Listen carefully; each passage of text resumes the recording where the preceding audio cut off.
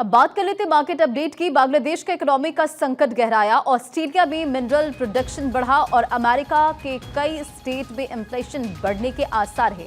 US के tariff war का अभी से अमेरिका में महंगाई और वेतन पर असर। रूस यूक्रेन वॉर से ग्लोबल इकोनॉमी में गिरावट बढ़ने की आशंका है। तो आज का बाजार क्या कुछ कह रहा है और इसी पर अब अधिक जानकारी के साथ मार्केट एक्सपर्ट आकाश जिंदल हमारे साथ कनेक्ट हो गए।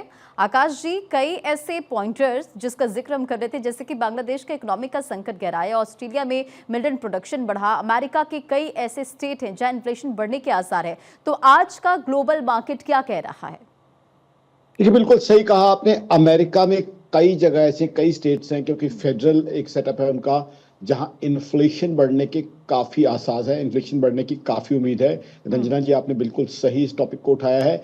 अब हो क्या रहा है, जो tariff war, reciprocal tariff, retaliatory tariff की बात ट्रंप साहब ने शुरू की है। अब रिटेलिएटरी टैरिफ तो लगेंगे। टैरिफ वॉर की तरफ यूएस दुनिया को डायरेक्टली या इनडायरेक्टली बढ़ा रहा है। कहीं ना कहीं उसका यूएस पे असर पड़ेगा। टैरिफ में होता क्या है, एक डबल एज स्वॉर्ड है टैरिफ। मान लीजिए $10 की आपके देश पे कोई चीज आ रही थी, आपने 40% टैरिफ लगा दिया, तो वो जो दूसरी इकोनॉमी आपको एक्सपोर्ट कर रही है उसको तो नुकसान होगा ही होगा, लेकिन आपके अपने सिटीजन को वो चीज $14 को मिलेगी। तो आपने किसका नुकसान किया?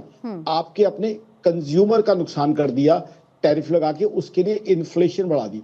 और इन्फ्लेशन एक ऐसी चीज है जिसको अमेरिका पिछले 3 साल से बहुत परेशान है। अमेरिकन इकोनॉमी ने इन्फ्लेशन फाइट करने के लिए हर तरह के यथासंभव प्रयास किए, तभी वो रेट ऑफ इंटरेस्ट नहीं कम कर पा रहे थे। अब ये टैरिफ वॉर वहां इन्फ्लेशन और बढ़ा देगी, क्योंकि इंपोर्ट वही चीजें की जाती थी जिसकी अमेरिका में खुद डेफिशिएंसी थी। तो आप एक डेफिशिएंट चीज इंपोर्ट कर रहे हो जो वहां रिक्वायर्ड है, तभी तो लोग इंपोर्ट करेंगे, and you are imposing tariff on that. So what you are doing is you are increasing inflation, and we all know there's a slowdown. So what could it lead to?